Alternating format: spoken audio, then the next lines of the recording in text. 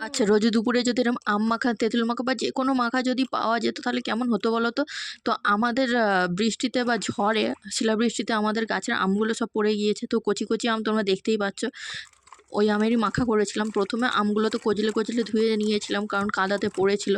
তারপরে ওই আমগুলোকে ২ টুকরো করে খোলা ছাড়িয়ে কেটে নিয়েছিলাম কারণ কোষ্টা, কোষ্টা ভাবটা এখনও রয়ে গিয়েছে। কারণ আমটা এখন অনেকটাই ছোট।